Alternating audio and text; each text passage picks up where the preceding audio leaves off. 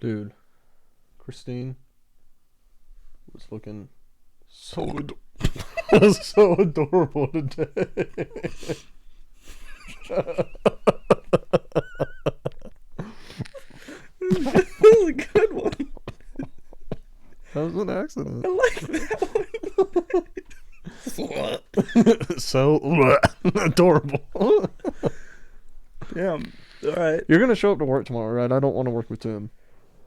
Huh? You're gonna show up to work tomorrow, right? I don't want to Yeah. work with Tim.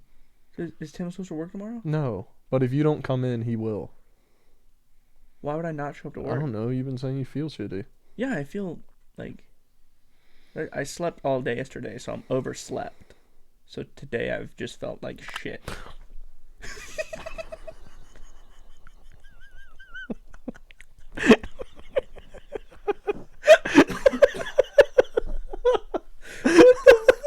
What the fuck was that? Oh my god. Travis. You okay, buddy? Dude, I'm fucking tired. What just happened? You got fucking terrifying. Did the mic scare you? No, I accidentally licked it. Why'd you? I went like the Just mic. Because as soon as I licked it, I like all the people whose mouth has been near this thing crossed my mind. Fuck, I just realized it's hot. And I can't take my jacket off because I'm wearing a Octopus Garden shirt.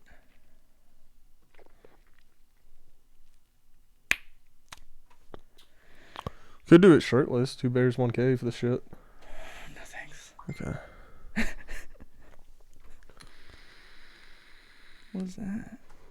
Oh my god. Not Travis. into the mic. God damn it. Jesus. It's not in the mic. Why does it still sound so like it's in the mic? Is this mic tied in? Okay, so that's not the URL for some reason. I'm trying to find it. Oh, it's just my fucking. It's just broken out. So.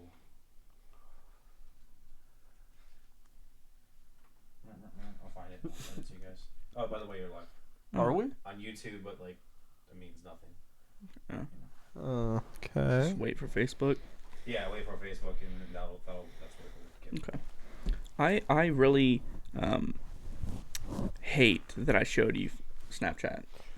That's not on Snapchat. What is that on? That's just filters my phone automatically has.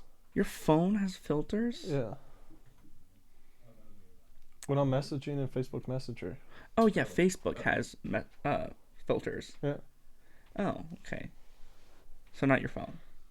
I mean, it's on my phone, so. Are we gonna have the black skin argument again? The black skin argument? What? Black skin argument. Where I was just like, well, then Nick isn't black, and you're like, well, he is, but. Is that my phone? Okay, now you guys have it. Cool. This will take me a second, because I gotta.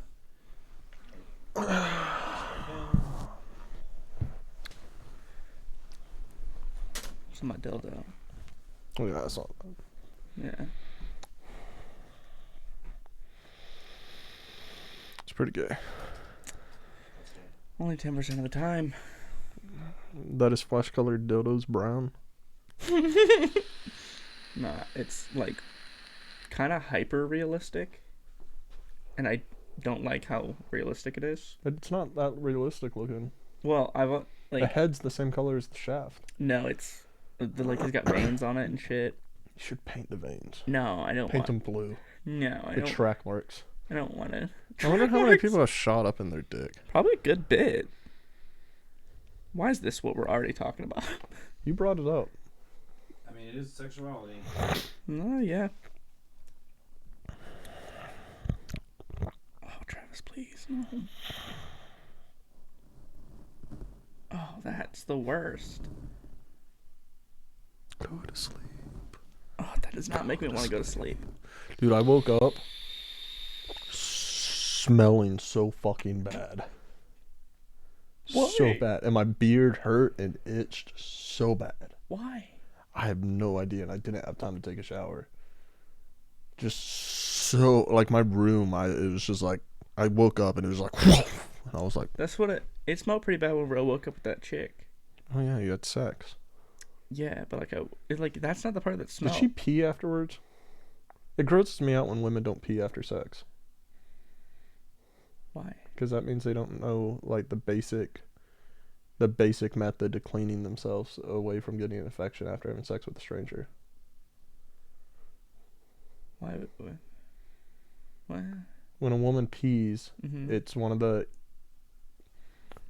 the most natural methods to steer off infections How? after sex. It gets rid of bacteria. It kills bacteria. Oopsies. Yeah, and when like a one night stand doesn't do it, I'm just like, I don't want to just be like, go pee, because that's weird. She went to the bathroom at some point. But like she fell asleep before me, and we were supposed to be That's the watching worst. a documentary. So like she fell asleep, and I was on my back, and she was on her back, but her head was like in my elbow, and like it fucking hurt. Yeah, I push.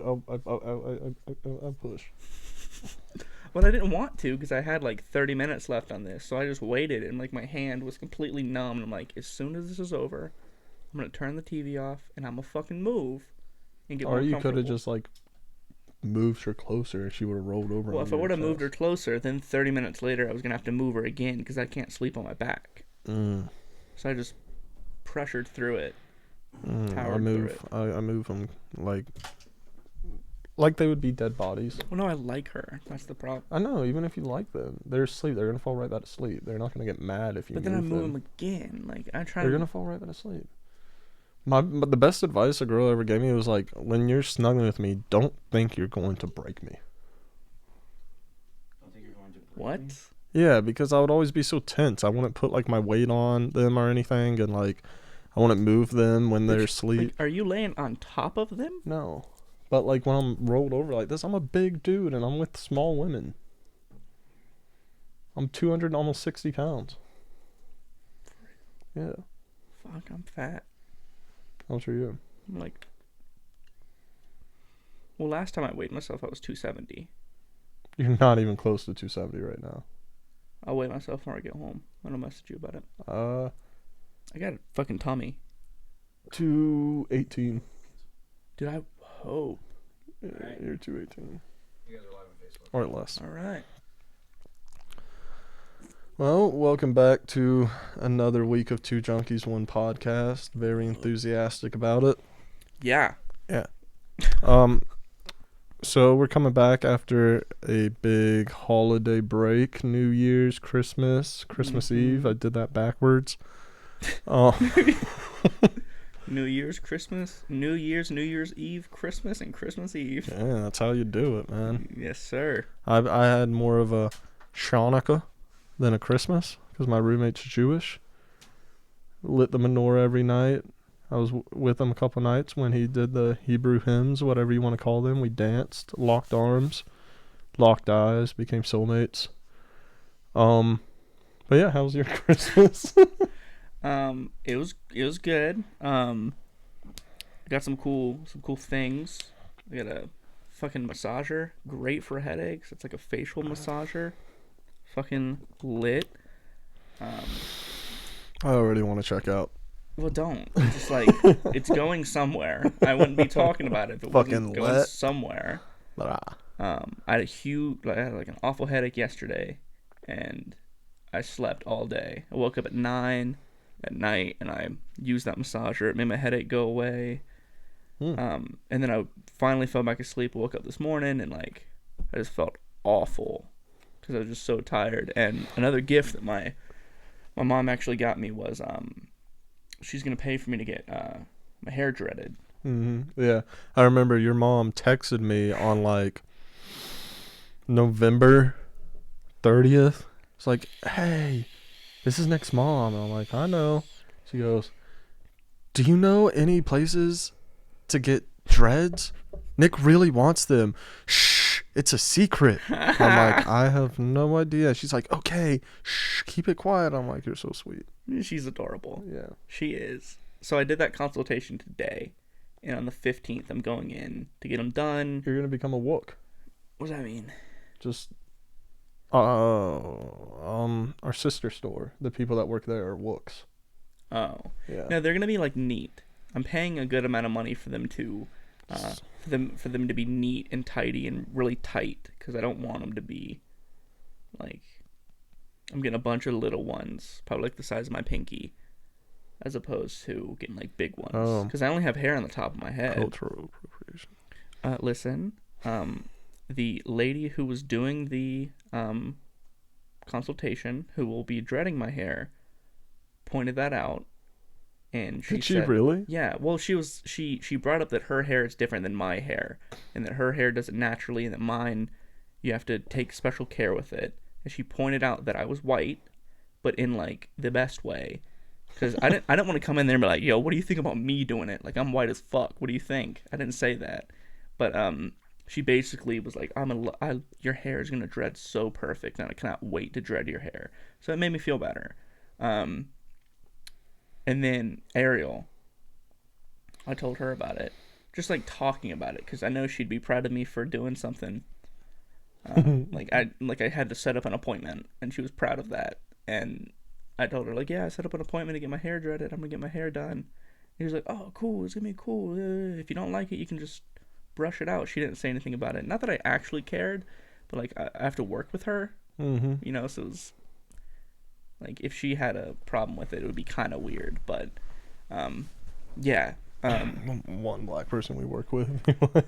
Well, yeah, I gotta make sure that like she doesn't have a problem with it. You don't, but Well, I mean, since I work with her, yeah, it would be weird. It would be a weird dynamic if she thought that I was doing something offensive, even though that it doesn't really matter, because I mean, it's my hair. But like, other than that, my Christmas was kind of shitty. Like, it wasn't all bad, but I got a lot of like, not a lot of people in my family know that I'm, I just say bisexual, but really it's pansexual, because like, bisexual likes two genders and pansexual likes all genders. So like, a bisexual person likely wouldn't be with a trans man or a trans woman, but a pansexual will be with anybody. Will be with anybody. So I just say bisexual. I also just say that I don't really fucking care, and I don't put a label on it. I like peen sometimes, is what I usually tell people whenever they ask. It's the best way to explain it. And I don't fucking care. But I love the word peen. me too. That's why I say it. Peen. So they don't really know, but I told my parents, and they were kind of giving like some like homophobic comments over Christmas. Like my mom is gifting my dad to go see Elton John, and my granddad immediately put on like a gay accent. It was like flopping his hand around and like walking around like, oh my god, yeah, Elton John, whatever, and like that was just kind of weird. John's kind of queenie though. Well, yeah, but like, more so saying that my dad was like that for liking Elton John. So this is yeah. So this is, I think, where I differ from a lot of people and stuff like that. When it's an old person, like, how old is your granddad? Old enough to know. Not know, but how old is he? He's, I don't know, like probably like 70. Okay. When it's an old person, whether they're black, white, female, or male, when they're being bigots, I think it's the cutest fucking thing ever. I mean, yeah, but whenever you're like, he's coherent, like he understands what's going on around him, and like he talks shit about my nails, like my nails are fucking painted, you know, and like he asks like, are you gay? And I'm like, I don't say yes or no. It's more of just like, would there be a problem with that? And then he's like, well, I mean, and then he gets really flustered. So then I know where he stands. So I don't need to tell him, you know? He's in his old age. Yeah. Let him be. My mom, I think 20% thinks I'm gay, and it's the funniest thing ever. I like 50% think that you're kind of gay. Okay. No, but like when I had my nails painted black or whatever, Mhm. and she saw them, and I'll be saying stuff like, "Yeah," Nick spread a rumor that we're just pounding each other. Yeah, at and work. Ariel brought that up Yeah. without me telling her. I told Devin, I was like, "Hey, Devin, like, we're like, I think it'd be funny if a rumor spreads that me and Travis are fucking." What did Devin say? He was like, "Why?" I'm like, "It'd be funny." I'm like, "We're not, but like, be funny." And then Ariel, like, first thing in the morning was like, "Yo, I heard you and Travis were fucking." I was like, and I just kind of looked at Lori, and she goes, "Really?" I'm like, "No." So now, really, it's even funnier because I think right now it's just Ariel. I already made Ariel like so confused about who I am, like from working with her. She's just so flustered when she's around me. Yeah. No, but that's why she makes jokes and everything. Like when she came to do inventory that Mhm. night, she's like, "You going back to his place, or you gonna scream?" Because she like seriously doesn't fucking know. She has no idea. She has no idea. Well, Yeah. now she kind of knows. Now she thinks we're fucking. Oh, that's cool. Yeah, it's No, great. but my mom's super adorable about it. She's just like, "Just be safe. I love you, no matter who you are." It's great. Yeah, and see, my parents were not. Yeah. My parents. Well, your dad's a pastor. Yes, I do understand that my dad is a pastor, but whenever I sat them down, they came down here not too long ago. They came down here and they were asking well, basically I sat them down and I was like, "Guys, I'm bi." I just said I'm bi because I didn't know really at the time. It was like me just starting to figure things out. And my mom said, "This isn't a problem we need to worry about right now." Meaning that it is a problem, Meaning that it's a problem. but right now we're not going to discuss it. Like, she wants to push it under the rug. Yeah, but in both of the things that she said hurt. Yeah. Because for one, we're just going to push it on the rug and we're going to work on it later. And saying that it's a problem, which was fucked because it's not a problem and nothing is to be worked on. Yeah. And then we're not working on anything here. I'm telling you that it's a thing that happened. Yeah. And then my dad, fuck, like this one, like I almost started to like cry. He asked me, he was like, because I was sitting next to the pool with him, and I was like already kind of tearing up. I'm like, "Dad, like I like men sometimes." I feel like it'd be easier to say that I was gay, but like I'm not. So I was like, "Dad, I like men sometimes," and he was like, "Are you kidding me?" I'm like, "No," and he was like, "Were you molested as a kid?"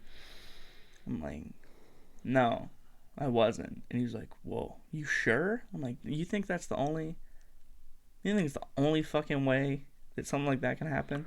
Yeah. When it's things like that, I try to look from their perspective, and I'll give a little hint on why. Like, I'll go into more of mine on why I do this. He's scared Why? because has his whole life and something he went to school for telling him that it's wrong. And like the thing that me and him have talked about that. Me and him have, because his best friend, he was in a gospel choir group with, like, Tord, like, best friend growing up, died of AIDS, and he was gay, and we had talked about that before like I came out to him, and basically he was like, no, and he agreed that no sin is worse than another sin. Sins are sins, and they all are equally bad. There's no severity in sins. And the one problem whenever you're gay is that you're living in sin. And I'm like, there's other things that are sinful that you can be living in. Cursing, which I still don't see as a sin, but my dad has assured me that it is. My dad curses. Yeah.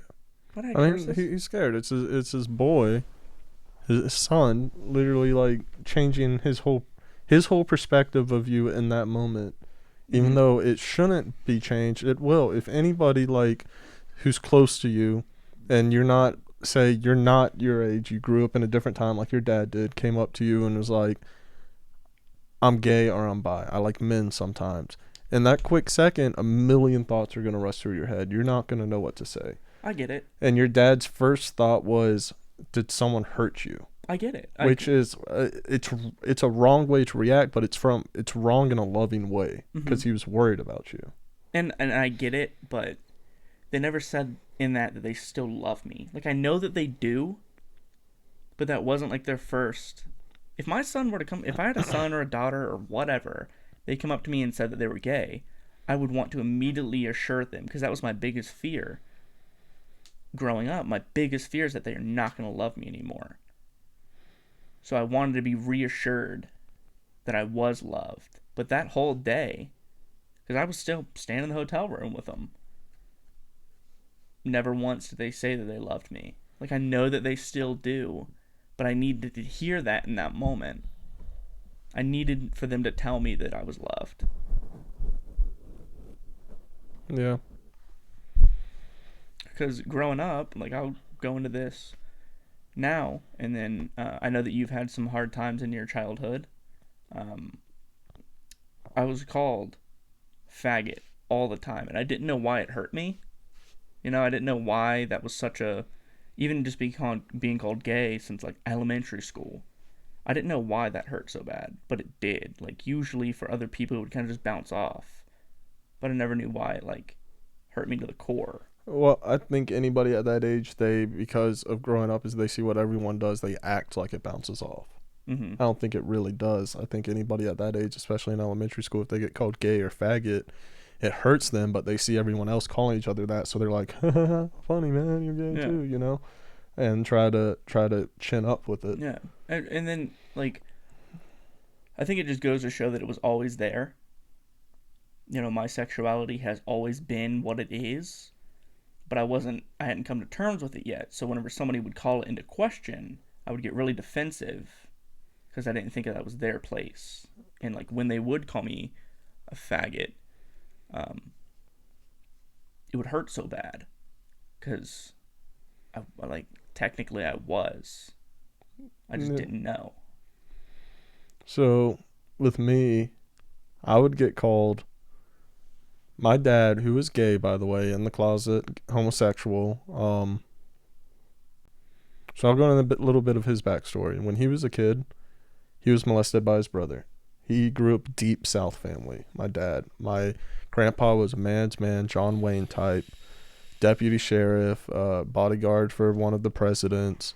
You know, when in the town that we lived in Butler, Georgia, there was like one store, the gun store on Saturdays. The line would wrap around the edge. My grandpa would be able to walk in front of everybody. They would move out of the way. He would grab his shit off the counter and leave. So he demanded respect. Mm-hmm. And that's the ideal who my dad lived up to be, who he could never be. But anyway, my dad was molested by his brother when he was a kid. And then my dad's brother came out of the closet and was disowned by my grandpa, and then later died of AIDS. My dad was so repressed that the only time his emotions would come out was when he was blackout drunk and when he was asleep. And he would be asleep and he would scream, yeah, fuck me in my ass, things like that. Mm-hmm. That's how repressed his emotions was in his sexuality. But growing up, he would say things like, why do you walk like a faggot? Why do you breathe like a faggot? When I would be at football practice, he would be yelling, stop running like you have a dick in your ass, you know? And knowing the things that I knew about my dad made it that much more confusing. Mm-hmm. Like, you know where he's at. Yeah. And then for him to be using that as an insult. Yeah, plus, like, at this time, these memories were repressed. These came out more recently that my dad also molested me and my brother. So, like, growing up having, and not just my dad, there was a lot of trauma, babysitters, you know, my friend's dad. My first sexual experience when I was with 7, it was with one of my friends, Josh, and we would take turns giving each other oral sex. And his dad figured this out and tried to make a porno with us in it. So growing up, I had this huge, like, I was very sexualized. I knew what, like, pleasure was from a very young age. And then on top of that, I'm being shamed already for the things I was doing. My brother figured out that was going on with me and Josh and told everybody. My dad would be calling me a faggot. So it was just all these things piled on top of each other. Yeah. And I'm young, dude. I'm experimenting. There's no kid who doesn't experiment. I rubbed my dick on so many things as a kid that, like, you could say that I fucked trees. I mean, there's nothing defining a kid's sexuality, really. They're just kids. Yeah. They're blank slates. And then when something feels good, it feels good. You don't know right from wrong. But then when someone says it's wrong is when you get the shame about it. So I started feeling shame around all these things growing up. And then in school, I would get bullied. I was very country and didn't have much, I guess you would call it etiquette. I would have poison ivy on my balls and I'd be scratching in. And everyone would say that I was masturbating in class, calling me gay. The girls would come up to me and be like, what does gay sex feel like? Things like that, right? Yeah. So I'm like questioning this entire time. Am I gay? Am I gay? And then, you know, every other year when my brother would get mad, he would bring up the Josh thing until I was about 10 years old, and then he never mentioned it again. And it was it was confusing my entire life. And then, like, because my first sexual experience involved all this shame and trauma around it, it became like the only way that I could get off in my later teen years, especially when I was using addiction, were things that my mind was telling me were wrong. I call it like sexual thrill seeking. So if my mind says it's wrong, if it's taboo, then that was the only way for me to get off. And that could be anywhere from like cucking to having sex with men to two people, you know, anything that felt like this is gross would be what would do it for me. Yeah. And it was a very confusing, and I put so many restrictions on myself mentally that it just caused so much shame, because I was told for so long by peers that this is not how a man acts, this is not how a person acts, and that, like, even though, and I still, like, I'll still be like, man, that's gay or anything. But when for so long, like, especially like my dad calling me faggot and everything is what really brought me to like, am I gay? And if I am, that must be wrong because there's negative emotion associated with it. Yeah. I completely understand that. I mean, I had some, I want to say that my first sexual experience, which actually just came to me like last week, whenever this topic was brought up, and then you were telling me about some things that were just coming up, that you were just remembering from your childhood, and I was laying in bed one night, I'm like, oh fuck, that happened. Two things actually came up with that, like, shame tied to it. I remember I was over at my friend Tyler's house, like, I want to say like middle school, and like, so prime experimental time, at least in my like neighborhood. And like, he convinced me to like not suck his dick, because we didn't know that was a thing. He was just like, yo dude, put it in your mouth, like, it feels so good, I'll do it for you. So like, we would take turns, and we couldn't even like get erections at that point. It was just, really? Yeah, it just felt good. I started getting erections when I was like 4. No, I didn't. It's weird. I did not. Maybe I'm weird. Maybe me and him are weird, but I don't know. Like, so like for a while, we just keep getting one viewer and then they leave. Well, hey, just coming in on, I couldn't get erections until I was 4. But yeah, so we did that, and then I remember his mom came in once and saw what was going on, and like fucking pulled us out of the room. I think that he might have told his mom might have told my parents, but I also don't think so, because I don't know. I think that she knew that my parents were super religious and didn't want to scare them or get me hurt in any kind of way, so I don't think that she told. But then I just completely, I didn't realize at that point. I had no knowledge of what gay was at that point, so I didn't.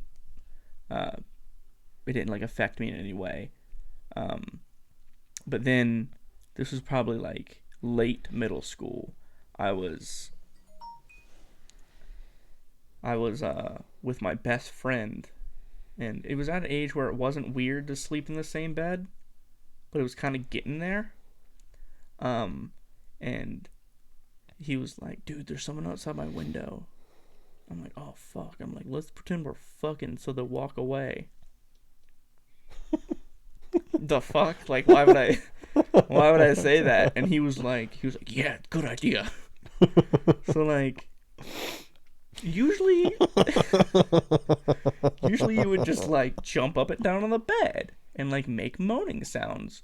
But no, like I just start like kissing the back of his neck and like grabbing his ass and shit. And like we're like cuddling and stuff. And it was weird because I just what my brain was telling me to do. And then he like turned to me and he was like, do you want to do it for real? And I'm like, no. Because like my conscience came into play and I was like, no, dude, that's fucking gay. Don't do that. And then he ended up being gay. And then I ended up liking men. It was like weird. But like there's things I haven't thought about that in years. Probably since it fucking happened. Like it was just like, it's crazy to see that the answers are always there, but I wasn't open to thinking about them. And with my parents being the way they were, I didn't want to talk about it because it's fucking scary. You know, like I had a hard time telling my mom that I cursed. Like I was bawling my eyes out telling her that I cursed. You know, that was a big moment. I couldn't even imagine telling them that I was gay, so like that never even came into my mind that I might be. That was never even close. And then whenever I actually told them, I feel like it wasn't for them. It was for me. It was for me to have that openness. And I told pretty much my sister. She was like 17 whenever she started hanging out with my mom. Probably like 23. I think she was. That's a 5-year gap. Yeah, I'm pretty sure she was like in her 20s. That's a 6-year gap. I don't know why I said 5. I think she was in her 20s. She started hanging out with my mom at church, and then they kind of took her under their wing, and I just call her my sister because I've grown up with her. She was ecstatic. I told her, and she was really happy, and she said, "Good for you, Nick." And like I told my brother before I told my parents, and he basically told me, "Hey, I always kind of thought, but not in like a mean way," and that was funny. And it went well. And I mean, like, and I kind of want to say this to anybody who might watch this and be thinking those things and be thinking about what their parents are going to think about them. It's not about life isn't about making your parents or the people around you happy. If you keep those thoughts and if you keep your sexuality buried, you're not going to be happy. And the biggest thing is for you to be happy. Like, I'm happy right now. And, you know, I fuck dudes. Sometimes, not all the time. Sometimes. Sometimes. Men and women and in between. And anything. I fuck people. Yeah. You know? I'm just happy putting my dick inside somebody. It's not even that. It's not even sexually. Like, sometimes I like it. Sometimes I want it. And I don't put a label on it either. It's just where I'm at. And I'm happy. And I couldn't care less. Yeah, we're kind of are opposites in the sense that I was hyper exposed to it. Like, I remember all the way back to the first grade being in the bathrooms, just, you know. Oh, I used to jerk off all the time. Yeah. I was very sexual, but not with other people. Yeah, and then you brought up that thing in middle school. I remember I was in the 5th grade, and I was at my friend Matt's house, and they were in middle school, 8th grade. Yeah, they were, because they're mainly my brother's friends, I guess.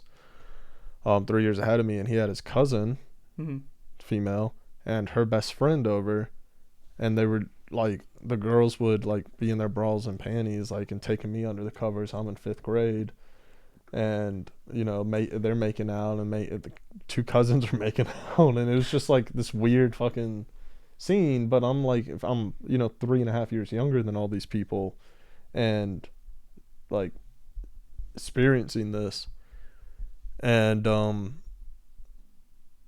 which actually ties into my alcoholism a little bit and my addiction, because during that time I couldn't even enjoy it because I was so nervous about what everything that was going on. I was just stricken with anxiety, and I experienced something like that later where I was really fucked up and had girls over that I was in, like, I don't know, the 6th or 7th grade, and they were swimming in my pool, and they were in their underwear, and I was as carefree as a fucking bird. And that, like, moments like that is where I was like, this is who I truly am, like, this is what I need to be myself around people. Because otherwise, with all the fears and everything I had, and the anxiety about going home, what's going to happen when I get home, what's going to happen when I get to school, what's going to happen when someone says this, when someone says that, when someone looks at me this way, when a teacher doesn't like me, all these things, I was just scared all the time of somebody finding out something that wasn't there. Yeah. So I'm not gay. I'm not bi. I don't know what I am really. It doesn't really matter. Yeah, it doesn't matter. It doesn't. I just like what I like, but this brings me into my kind of, I guess, teenage years. Mm-hmm. So there was such a stemming from, I think, childhood. Of course, part of it was from childhood, but an inner power struggle. It got me into the wanting to be the dominant person in the relationship, wanting to be the person who controls, especially like sexual partners, controls everything and humiliates everything, because if they're being the ones, and this is the mindset that changed. Like when I was in addiction, it was, if they're the ones being humiliated, then it's not me. Now it's not so much humiliation. I still am into domination. I don't really do the humiliation thing anymore unless they're into it and ask for it. But it's still something that's what stuck with me through all of this in my sexuality, is that need to want to feel in control. I don't know if it's healthy. I don't know if it's unhealthy. It doesn't really matter. It's what I like, and I'm not harming anybody by doing it. I mean, the thing that kind of, and where like have kind of become so vanilla when it comes to like sex and just so basic, is I was ashamed of what I was looking up like at a younger age. Like the first, funny enough, the first thing that I looked up was dudes kissing, like on YouTube. And like this just came to me. Britney Spears naked on AOL dial-up. Nice. Yeah. Mine was on YouTube. And it brought up this picture of Britney Spears, and I made out with it. All right. But I was so anxious, and like I didn't have any confidence that like my first actual like full-on sexual like intercourse, like sex, wasn't until I was 18. I was telling you about that. And then like it was so vanilla because I knew lots of things that I could do just because I had watched a lot of porn, but I didn't have that confidence behind it, where now I'm starting to venture out a little bit, or at least trying to. That's one piece of advice. Don't try to, like, I don't know who's watching this or who will be watching, and I'm sure anybody who is going to watch this will already know. Don't try to fuck like people fucking porn. They're actors and actresses, if you want to call it that. They're told it's not how it happens. They're not enjoying it. Yeah. They're going to work like everyone else, and they're fucking thinking, man, I wonder what I'm going to have for dinner tonight. Yeah. Did I leave the stove on? It's true. I mean, it kind of it fucks up the young mind. It fucks the young mind up. Because when I lost my virginity, I was 14. It was a weird experience. So it was a one-night stand. I met this girl that day at my friend's house. This fucking compulsive liar of a dude. I'm not going to say his name. No one would know him. He doesn't even live in the state. I haven't talked to him in years. But it's in his room, and I'm like, dude, get out, let me get some time. He's like, you gotta be quick, my parents are gonna wake up. It turns out his parents like weren't even home. He's texting me throughout the entire thing. Like, this is my first time, and he's texting me, dude, hurry up, hurry up, hurry up. So then I'm like, fuck it, and like I was going my second time. I was like, we gotta stop. It was like fucking 7 minutes, and I'm like, we gotta stop. And she looked so disappointed. She's like, already? Jesus. She told everyone I had a small dick. And then he came in and was like, wow, you finished fast. I was like, you motherfucker. You're texting me like every 2 seconds to hurry up, or your parents are going to wake up. But yeah, I never spoke to her again after that. That was just a weird night. A lot of K2 was involved. A lot of spice. I think that was when it first came out, and like we didn't know what it was, and we were smoking like a whole bag of it between two people. See, I had multiple seizures because of that stuff. I never did K2. I did a lot of salvia. I only did salvia once, and it tasted like cat litter. I was sober my first time. Technically, you weren't. If you're doing salvia, you're not sober. No. Oh, first time ever. No, so before I got sober this time, I had only had sex sober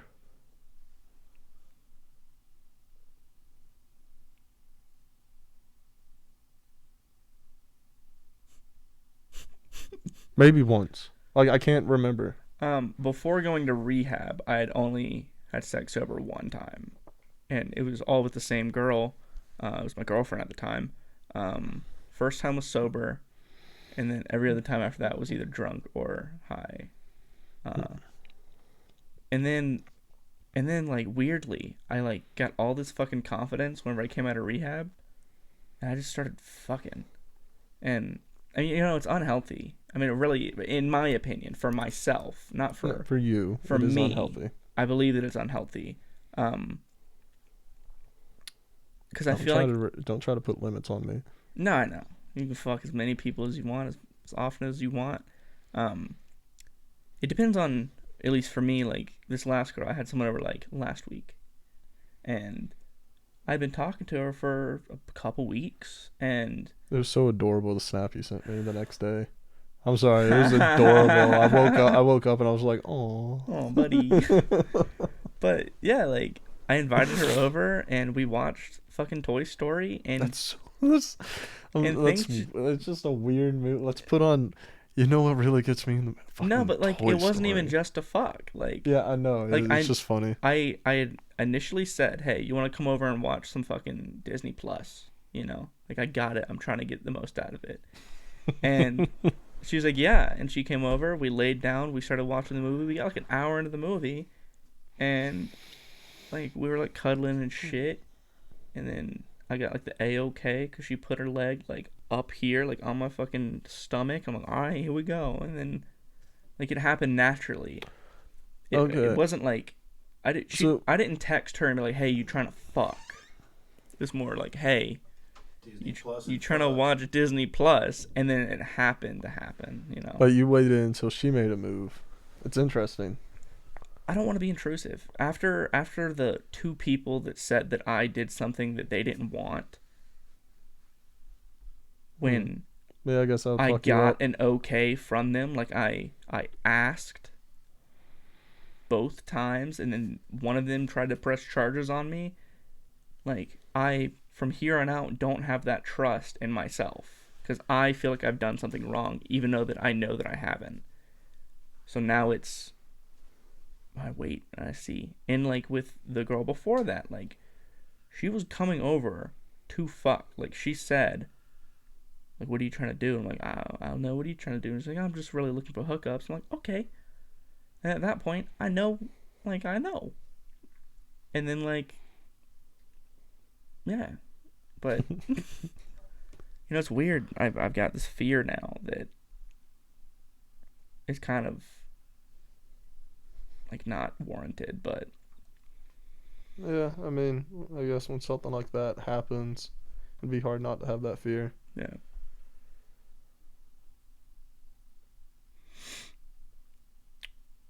What time do we start?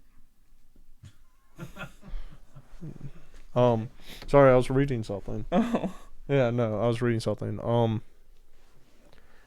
Yeah, man, it's weird. In recovery, like, I'm more comfortable with, of course, because I've done the work, way more comfortable than I've ever been with myself, and I don't think that there's anything to be shameful about who I am sexually. Mm-hmm.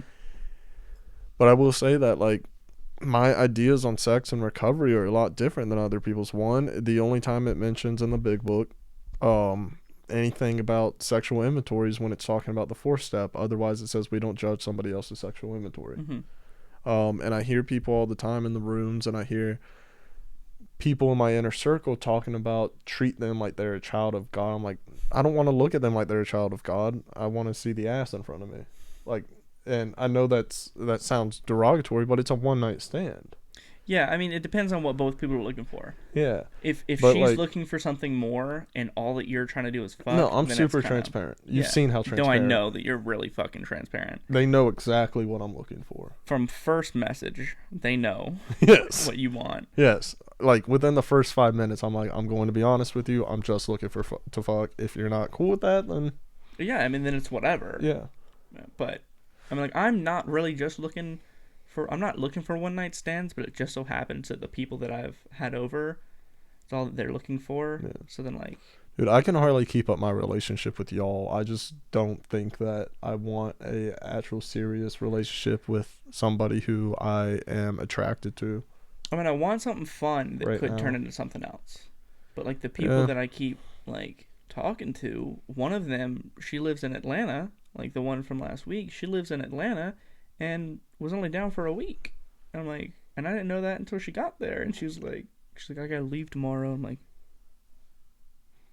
okay, what? Because, like, we had been, I think it was the morning, we woke up and she said that she's gotta go because she's gotta get ready. And I was kind of just... I will say that as long as you are not causing harms to others or to yourself, then do what feels comfortable with you. Like, don't push yourself and make yourself feel uncomfortable because you're doing something you think you need to be doing or what other people are telling you. And if your sexual partner asks you to do something that makes you feel uncomfortable, don't do it. Say no. But don't let something that you feel comfortable doing and you're not causing any harms to other people be restricted by other people's ideals on sexual matters. Mm-hmm. It's in between you and the person. Yeah. It has nothing to do with anybody else. If treat them like a child of God got me. I was like, I will fucking hit you. Well, it depends. If you're looking for more than sex, treat them like more than just sex. No, I mean, dude, my hookups, I'm very respectful. I'm very nice. It's not like I'm just like oh, fucking flip over. You know, I'm not a fucking monster. Yeah. And I'm very gentlemanlike, but it's very clear way before they come over that, hey, this is not going to be like a reoccurring thing. Yeah. I mean, even whenever I do have a one-night stand, I'm still cuddling the whole fucking time. I don't. I like to cuddle. That's part of I do before I fall asleep, but once I fall asleep... Like, I love to cuddle before I fall asleep. Once I fall asleep, it's well, you're not cognate whenever you're asleep. Yeah, and I can't sleep. That's the thing. Like, I can't fall asleep. Yeah, I mean, like, once even if it's with somebody that I love, I still can't fall asleep whenever I'm, like, on my back and they're, like, head is on my chest. I still can't sleep like that. I usually, if I'm like, all right, time for me to go to sleep, I, like, push them over and then, like, put my arm around them. So you just brought up something interesting, though. Someone that you're in love with. That's something that I've had a hard time defining in recovery. I'm not somebody who I don't like. I've had to let my pride go a little bit and just like to ease people's feelings. Say like, yeah, I love you, bro. Like things like that. There's other than my mom and my brothers, 2 people right now that when I say I love you, I probably mean it. Right. There's only been one girl in my life where I've ever felt that way with. Yeah. That's not something that I think, because the more you use a word, at least for me, and it's like this for everyone, the more you do something, just like the more you lie, it gets easier. The more you talk to somebody, it gets easier. And the more you use a single word, the less meaning it has. Yeah.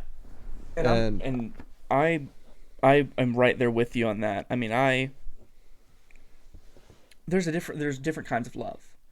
In my book. But like even brotherly love, like in the rooms when someone, and this is a pessimistic, arrogant way to look at things, but it's true to me, is like when somebody comes up to me, like even someone who maybe I've known for 6 months, and they're like, "All right, man, love you, have a good one." And I'm like, yeah, I don't say it to them. You don't know.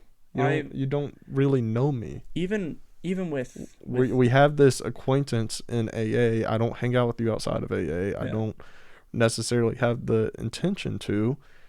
And like I'm not gonna be untruthful to myself and be like, yeah, I love you too. Yeah. It's just there's only one person that I've said, like relationship wise, that I've said that I loved, like as a significant other. And then like buddies, I've said it and I mean it. It's not a word that I just throw around. If I say it, I mean it. And yeah, I mean, you can take it. I don't expect you to say it back unless it's a significant other. Then I really do, because like it takes a lot for me to say it. Like so example, Nick, right? This Nick, not you. This Nick. I've known you for what, almost a year now. It's coming up on a year. 10 months. 10 months, yeah. If he were to relapse, it would suck. Mm-hmm. I would have compassion for his family. I would have more compassion for his family than I would for him. I'm not going to be distraught if Nick relapses. I'm going to do my best to help him and do what I can and be there for him. But it's not like if my brother were to right now relapse. It's not the same. Yeah. And I don't think it should be. I think you need those boundaries, especially in the rooms of AA and recovery. Yeah. To like, dude, people, you never know what's going to happen next. Yeah. I like Nick a lot. He's a really good friend. Mm-hmm. And I'm going to be there for him when I can. Yeah. I mean, I completely get that. I definitely think that relapse it's not going to affect me on a personal level, but it will definitely be like, oh, fuck, man, that really sucks. Thing is, yeah, I mean, we kind of moved topics here, but it was, I mean, yeah. It was organic. Yeah, I mean, the whole point of AA and NA and CA, the whole point of a 12-step program is to have compassion, loving compassion for the person next to you and anybody, the person who cuts you off in traffic, the person who harmed you in the past, the person who's going to harm you in the future, being able to have loving compassion and look at it from a different perspective than you would as a normal person. Because me and Nick were having this conversation the other day. Someone else, a normal person, can hold on to resentment. They can deal with it slowly. Huh? No. Yeah. They can deal with it slowly. We can't. Mm-hmm. Resentments kill us. Mm-hmm. And so I have to be able to have compassion and a form of love for everyone around me. The difference between that love and the love I feel for someone I'm really close to and someone I know deep down, there's a huge gap there. Mm-hmm. The love I have for you is the fact that I can put myself in your shoes, that we've at some point have the same experience. Mm-hmm. The love that I have for my brother, the love that I have for a very close friend, is we've connected on a different type of level. Yeah, I get that. And I think it's important to have that distinction instead of just saying you have to love everybody, because that's just bullshit. You don't. Yeah, I've got two. I can hate you and have compassion for you. I would say that I have two types of love. It's like that friendship love, like to say like, oh man, I love you, man, and I mean that, like genuine. And then there's like family, which a significant other falls into that category. Because family to me is unconditional, to a certain extent. I mean, if my parents were to, like going back to like the sexuality thing, if they would have completely cut me off from that, I don't think there'd be much love there. So it's unconditional to a certain extent, for sure. But I don't use love in any other way. Yeah.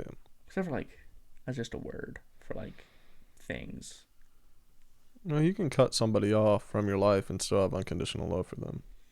And so, like, again, trying to look at it from a different perspective. And this is the last I'm gonna say from it. It's your family. This is your thing to work through. But from, like, if it was my family, if I was gay, right, and I came out to my family and they cut me off, yeah, I would be devastated, and I would be angry for a very long time. But as a person in recovery, the work that I would have to do, and this would go, I think this can work for anybody, is look at it like so to them, obviously they think being gay is wrong. That's why they cut you off. That's why they cut me off.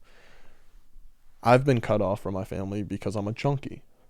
They think because I'm being harmful to others and to myself, which was true, and in their eyes is true. In their eyes, being gay would be being harmful to myself and to others. To them, that is true. That is their truth. It doesn't matter what the fuck I think. That's their truth. So moving forward, I would have to look at them and be like, well, they're scared. They have fear. They're angry because they're probably blaming themselves also. They're wondering what could have happened in my childhood because they don't fucking understand it. They're not gay. They don't have that same sexuality. Someone who's not gay isn't going to understand what being gay is like. Yeah. Just like someone who's not a junkie isn't going to understand what being a junkie is like. Exactly. So every decision I think that person is making, a loved one, it's either going to come out of, there's two things that our decisions come out of human. It comes out of love or it comes out of fear. And I'm a true believer of that. And fear comes from the fear of the unknown. Because if we don't know something, we can't have control over it, and everybody in their lives wants to have control in some form or the other. Yeah. So if it's coming out of a place of fear, it's going to be like if you're in the water with a shark. If you panic, you're more likely to die than if you're calm and swim back to the boat. You're going to make negative decisions. You're going to make decisions that you're going to regret, and then pride and ego get in the way too, to where you can't go back on those decisions. That's the type of perspective that I would have. I would have to have that in recovery if I was gay and my family cut me off. Otherwise, I would die from this addiction. Yeah. I mean, the way that I look at it is, I was drinking 6 Four Locos and driving my dad's car with my girlfriend in it to and from prom. Four Locos are so gross. Yeah, I know, they're so bad. I remember the last makes time me sick. Like, wait. Okay, sorry. Yeah. So like, I'm doing that, right? That's pretty fucked. If I like to put a dick in my mouth, how are you gonna cut me off over that? And be okay with and understanding and forgiving over putting my own, someone's daughter's, and everybody's life at risk.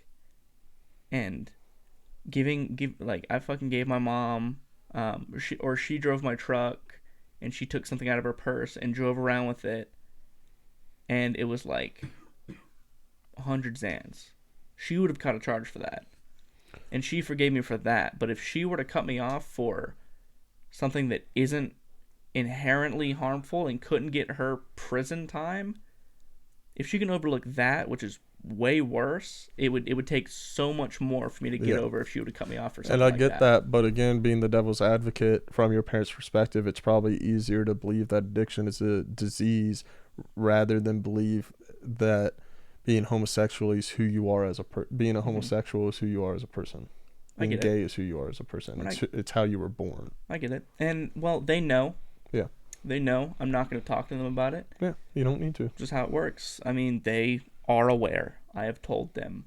There's other people in my family that I'm not going to tell. Yeah. It sounds like you have people that are supportive too. Yeah. I mean, I've got my mom's best friend is supportive about it. My brother is very supportive about it.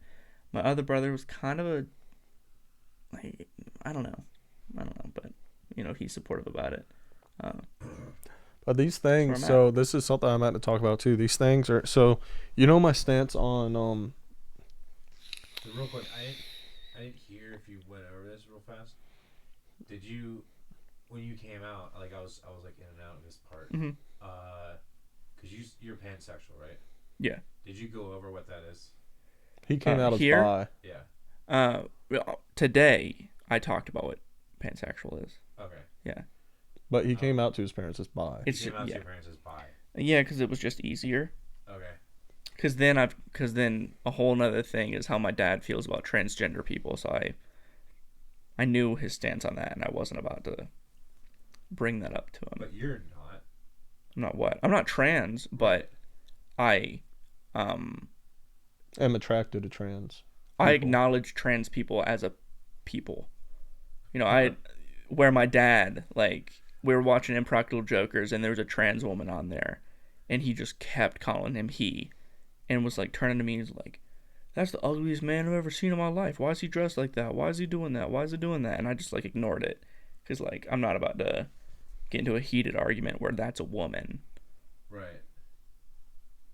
So it's easier to say that I like men and I like women to him because he doesn't understand and he has his point of view. So I just feel like to him it was easier for me to say that. And I haven't talked to him about it since. And hopefully I can bring home I just think it would be golden if I brought home a trans woman and he didn't notice. Like, I don't know, like, to me, like, I don't, like, I think I have a sort of unique perspective because I've never cared. Like, I'm 100% straight. Like, it's one of those things that, like, I think I talked to you about it. Like, I kissed a dude in college to fuck with people. Mm-hmm. You ironically were gay. Right. Well, not really. Like, I mean, that's pretty secure. But it disgusted. Like, it disgusted me. Like you stick your hand into something gross. Like, it was the same feeling. Like, I wasn't like this is morally wrong or anything. It was just like. Yeah, I've only ever kissed a dude once and it disgusted me. And I mean, like, that's... But I've had penis in my mouth and it didn't. That's completely fine. Right. So what I was super weird. That, it was like, from my perspective, it would be better because at least the dude is trying to look like a woman, like, in his mind, type of thing. So it's like, it's half and half. Like, instead of, like, coming out straight up and be like, I like dudes. Well, I do like... That's the thing. Right. Like, I like dudes. Yeah. I like cis dudes, cis women, right? Trans men, trans women, but I think everything in between. I think something that not nearly enough people acknowledge is that these are not things we are born knowing. So, you have to understand. You know my stance on trans people. Mm-hmm. I acknowledge them as people. I acknowledge that. Why do you keep saying you acknowledge them as people? Because I don't know how else to phrase it. They're fucking people. Yeah, but people don't. I acknowledge. But transgender there is are a thing. There are people that won't even acknowledge them as people. Yeah. There are people that, like that are that insecure and that heated against it that they're like this isn't even a person. Yeah, lesser than a human. But I believe whatever somebody identifies as their gender is who they are as a person. We don't have to get into the whole Ben Shapiro biological standpoint about it, but that's who you are spiritually. That's who you are mentally. Mm-hmm. Therefore, I think physical body's just a shell. That's who you are. Yeah. This doesn't mean anything. Mm-hmm. What I feel up here and what I feel in my spirit is what's real. What about having a period? Huh? What about having a period? What do you mean? What do you mean? Like, what do you mean? There's trans women who say they have a period now. I feel like if you're on enough estrogen, things like that it can be an emotional thing.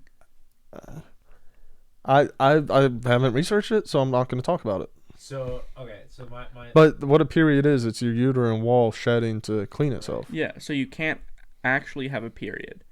100% you can't because you don't have those parts. But like you were just saying, physical is completely different than emotional. Because some people physically have the genitals of a male, but that doesn't factor into who you are as a person. You can, if you feel emotionally like I believe woman, you can emotionally have your period, yes, as a trans woman. Right. So is a period an emotional experience or is it a physical experience? It's like it's how you look at it. It's both. I think it's both. So this is where I think to save face, it's how you look. To save time of an argument, it's how you look at it. Like I said, we could get in the whole biological standpoint. which is a fair standpoint, and I acknowledge that standpoint too.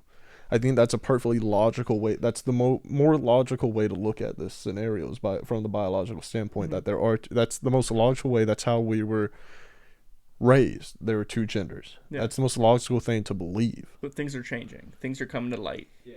I'm referring to like the fringe element of like I guess like the people who kind of sour it for others. Mm-hmm. The ones who are gonna be like, you go online and they post pictures of their period, which they're not having, and like with like fake bloody tampons or whatever. Well, really, like, who knows with what this, because if youve had a surgery, they can do a lot. And if you're shoving a tampon up there, it might be bleeding. Yeah. I mean, because they've like. I mean, they can put working balls. Yeah, on you.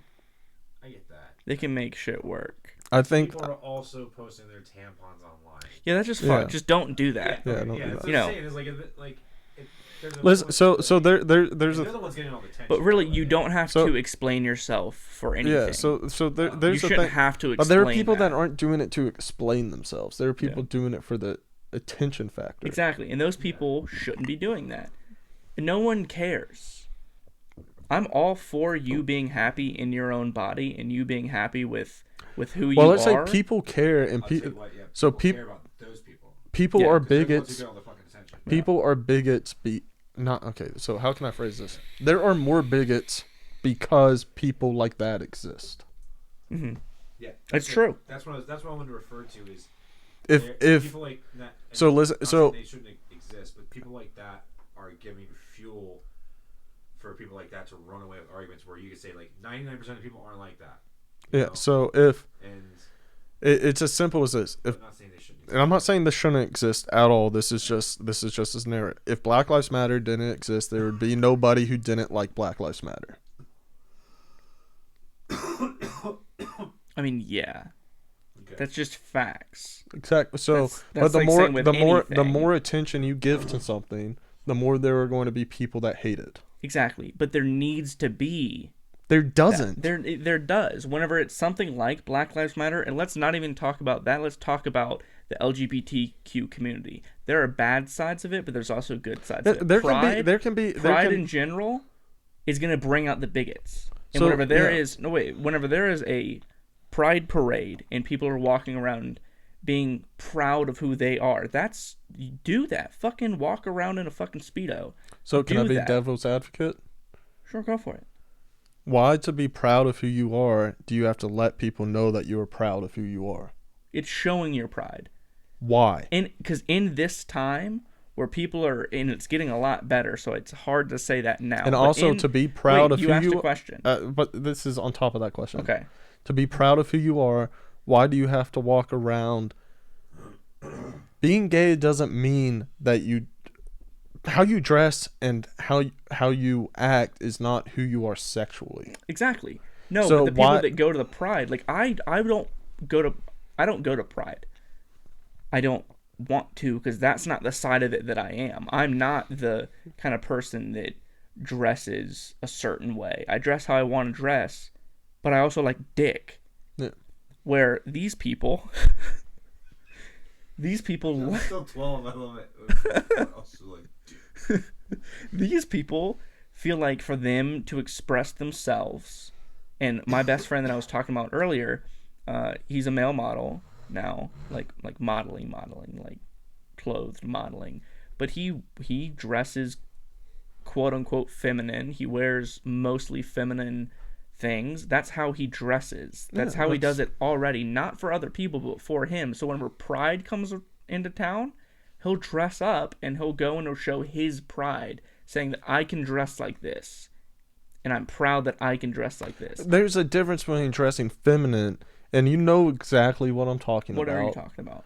The people who are literally wearing like pride wings, a Speedo, and like a strap on at Pride parades. There's nothing wrong with it, but that's not expressing who you are. It is. It's showing. Why is it not? What if that's how people are? Do you identify as a rainbow bird? Maybe they not about maybe they that. Want to, but it's like that's the one time of the year they can and not get too much shit for it. I just think that it goes that. Have you been to Pride? Huh? Have you been I've to watched Pride. What do you mean you've watched it? I've watched Pride, like actual like full Pride parades, like not in person, Okay. but I've You've watched. never been to Pride. No. Dude, it's fucking awesome. Yeah, I'm not saying that it's It's not one of the awesome. I'm coolest, not saying that it's not awesome, but I'm just trying to be devil's advocate here. So as a person, say, I don't give a shit either way. Mm-hmm. But the part in me that like I think other people that I can relate with other people is other people who don't give a shit when they see that the other people who are working 9 to 5 who are proud of who they are, whether you're straight, black, whatever, it doesn't matter. You're proud of who you are. You're working 9 to 5. You're going to work. They see that parade and they see people on TV talking about it, and they're like, who the fuck cares? Everyone else is doing the living life. It's not for other people. It's if I were to go to Pride and I were to dress up, I don't give a fuck what you think about it. It's not for you. It's not to show you that I'm proud. It's for me to show my own pride for myself. But I don't think everyone's looking at it that way. Especially, I don't think everyone. I don't think everyone participating. Then that is your fault.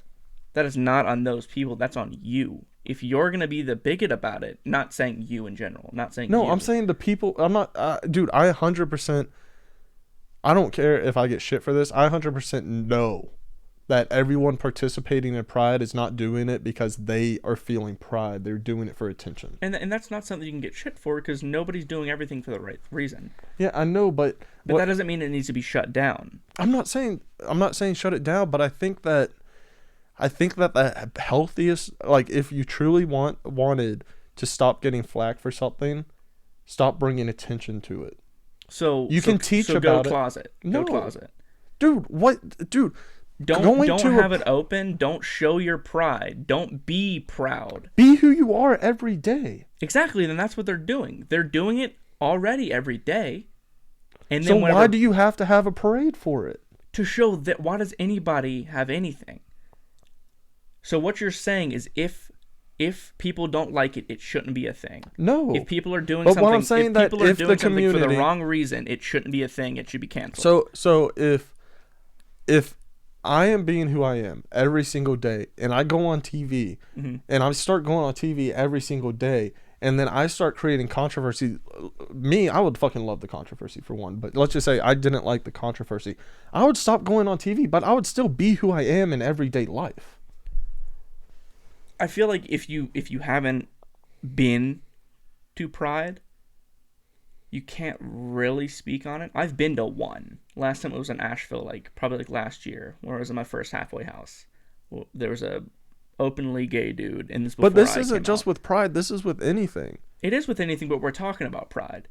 So if we're gonna be talking about I talked about Black Lives Matter. You brought it to Pride because we're already on the subject. We didn't need to bring race into it. Black Lives Matter, kind of the same thing. It has a motive that it wants to show. I just think it's gone about in the wrong way. That is what Black Lives Matter turned into. Just like with the feminist movement, started out great, of course, equality all the way around. And then it turned into the opposite. I think that to lots of people, the Pride Parade comes across as ignorant. Ignorant in the sense that, like you said, it's not ignorant, but and everyone's allowed to be selfish, but it comes across as selfish, and I think that's why it gets flack. You can be straight and still be in Pride? Yeah, I know. Nothing I said. Then what's ignorant and what's selfish? If everyone's allowed to be there, everyone can dress the way that they want to dress. Everyone can be proud how they want to be proud. It's just, like I said, to the person who just lives their life how they want to live it, but does everything, when they see that, it just comes across as like, just live your life. Why do you have to? And even though you're doing it for yourself, you're still making a public display of, like, why do you have to show everybody else? And I think that's where it gets a lot of flack. Why do you have to look? Huh? Why do you have to look? If you don't like it, it's there. If you don't like it, don't look. If you don't like it, don't watch the live stream. If you have a problem with it, don't talk about it. Because then it's all on you at that point. It's all on you. If you don't like it, don't pay it any attention because they're gonna keep doing it. So you want the people that don't like it to be in the to repress their emotions about it? No, don't talk to them about it. They're gonna do what they want to do. They're being proud. They have their But you reasons. said don't look at it, don't talk about it, don't. I mean, that sounds a With lot those like being people. in the closet. With those people, if you don't want to look at it, don't look at it. Don't look at it. Again, if you so don't want to anyone that's going to see this, I'm I'm just trying to be devil's advocate here.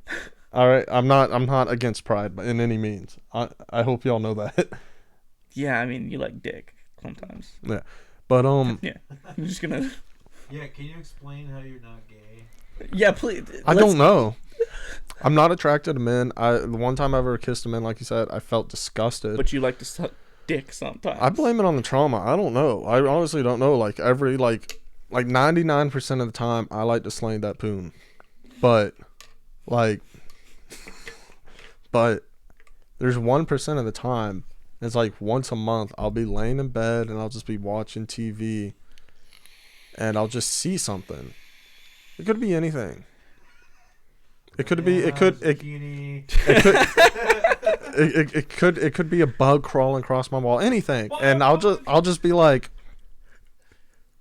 I take a dick in my mouth right now, and then I jerk off, or I put a dick in my mouth. that's Which and like I've only done like not.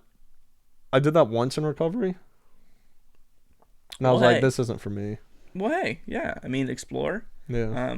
But also understand that it's kind of gay, man. I think that's honestly, in my opinion, I think that's gayer than banging or getting banged. Honestly, sucking dick is like the worst part about being with a dude. Yeah. I think like it comes. So I know that lots of it comes from meth binging porn. Oh, and like the shit that I would get into. Right, because you run out of shit. And I'll just be watching like 10-hour compilations of like a sissy trainer video. Compilation of like a 10-hour like sissy trainer video. Right. And like, so now when I get really horny, it's just like, I want to be ashamed. But and like, I talked about that thrill seeking sexually. Yeah, I mean you did. But you have to understand that it's kind of gay. It's kind of gay. Like you sometimes like to have a penis in your mouth. The part that is weird is that you don't then like to fuck the dude or have the dude. I don't want the dude to touch me. I don't want to touch him. I don't want to look at him. I just want his dick in my mouth. I don't want to kiss him. I want nothing. Like if that's why I like trans women that are pre-op. On a physical level. Yeah. So I'm only attracted to women and androgynous type. Mm-hmm. For those that don't know what that means, it's if you can't really tell. Really. Like them, not you them. Can't tell. Yeah. Them. Yeah. Yeah. In between. Yeah. And Nick's looking at me so weird. There's like if I'll just say they, because usually that's when androgynous. Lots of times androgynous prefers the pronoun they. Yeah. If they come into like the shop and they have short like blue hair and a cute face, but like I'm like, first thought is that a boy or a girl? I'm immediately just like, all right. But then what if? Because this is where it gets into, like. What is your thought on a trans man? Would you be with a trans man? That would make you gay. No, I wouldn't. Not. It's just because I'm not attracted to trans men. Like they have, like, I've seen a lot of very cute trans men, but I can't deal with hair. Not because they're men, just because they have hair. Yeah.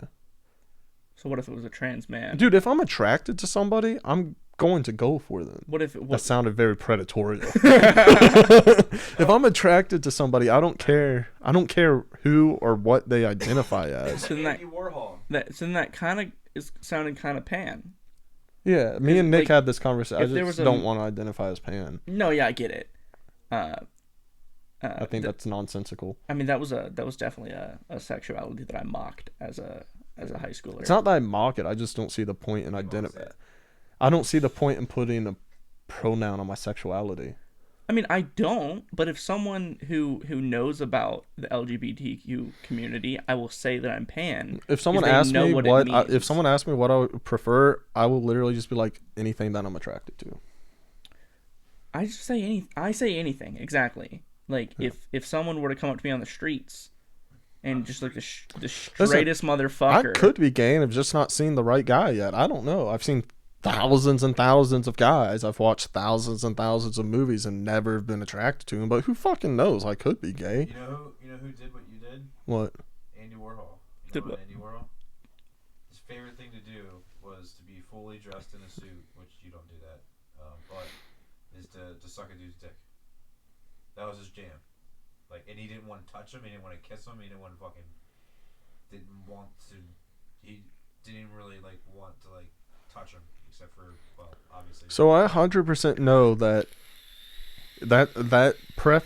comes across, that for me that happens because of a lot of things. One, the meth binges with porn, the sexual trauma as a kid, the first sexual experience I ever had was sucking a dick. The first 2 sexual experience I ever had was sucking a dick at a very early age, and that was different people. So my mind for a long time correlated sexual pleasure with oral sex. I'm not saying that I am this way because of trauma. I'm saying that trauma has a part to play in it. Who knows what I would be without the trauma? I don't fucking care. Sometimes I want a penis in my mouth. I mean, yeah, you don't have to define it. Yeah. You don't have to it is very rare. Yeah. But it does happen. I usually never want. Because you're gay. I'm not. It's pretty gay that you don't want to suck a dick. I think you're confused. Wait, have I got this backwards? Yeah, I think you're wrong, man. Oh. But no, like, I don't know. That's where, like, I don't say that I'm, where, like, I fall more into feeling pan, that, like, I never really want a fucking penis. I never want a dick. Unless I'm aroused. But, like, I'm never thinking, like, oh, dude, I bet he's got a nice cock. It's usually like, ew, dick. I've had split second thoughts that, because I know your preferences. You've told me and you've showed me that, like, I'm like, you've showed me people. I'm like, okay. And you've told me that you've never really wanted a dick. Yeah. I'm like, this guy may be straight. No. That's the thing. That's, like, what's weird. And that's where... I was like, this guy may be straight and just like butt stuff. I like butt stuff with a dick. I want something... I want a person inside of my ass. But I don't want to suck it. That's where, that's like... gay. That's where, like, me and him... Yeah, exactly. That's why I say that I'm... That's why that I say that I'm bi or pan. Because, like, I like men. But, like, sucking dick is just part of it that I kind of have to do sometimes. That doesn't mean I like it. This conversation's hurting my brain. You done, Travis? This conversation's hurting my brain. I don't know. We've said sucking dick so much in the past hour and a half. Yeah. So much. Who wants me to tag their mom? I was like, my dad told me yesterday, I called him and he was like, hey, or the day before yesterday, he was like, I told him that I was going to do the podcast. And he was like, hey, I want you to send me the link to it one time. I'm like, ha. And like Ariel was there, and I'm like, no. So how much do you think any, if at all, sexuality is genetic? No. I don't think it matters. I don't think it matters. I'm just wondering. So my dad, my brother, and me all have the same preference. Well, then I think that could just be coincidental. I think it could be a gene. I think it could be. But really nobody in my family, unless they've been hardcore closeted for their entire life. Well, not all genes pass. Yeah. Or show up. And I got a lot of my dad's genetics. I got my dad's chest hole, got my dad's forehead, got his height and stature. Does your dad, did he look exactly like you? No, I look more like me and my uncle are identical twins. My mom's uncle. I get more from my mom's uncle. My dad did try to fuck my mom's uncle. He did fuck one of my mom's brothers. And he tried to fuck the other one and he got dropped on his ass. Cool. Nick always makes a joke. He's like, I know there's incest stuff going on in your family. I was like, only between the guys, buddy. That ain't get to him. Yeah. No, yeah, that was weird. That was a weird day when I learned that. My dad was drunk and he's like, yeah, me and Uncle Bob on the submarine. Oh.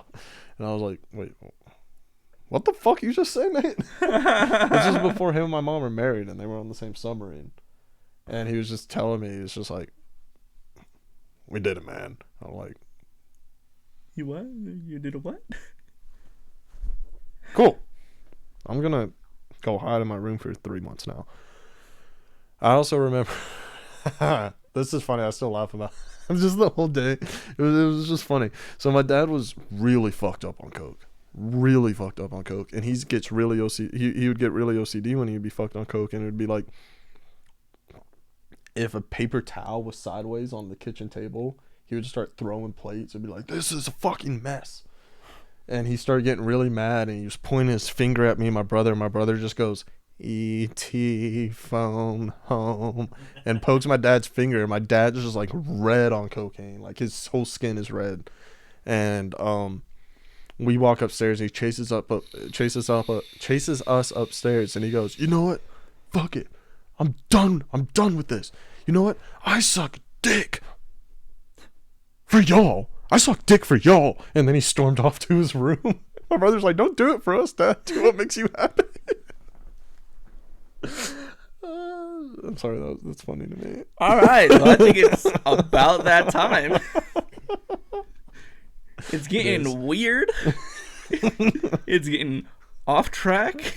It's I don't 10:13. think it was ever off track. It's just fucked. It's just like it started so wholesome and so genuine. There's nothing disingenuous. Oh man. All right. Well, we'll call it a night. Thank you for tuning in to whatever this was. 2 Junkies, 1 podcast, talking about Sexuality. yeah. Sure. It's cool. I summed it up pretty good in the description. You guys followed it, sort of. Cool. I'm gonna go home, wash my balls. Oh, I and go gotta to sit in sleep. a fucking truck with you. Yeah.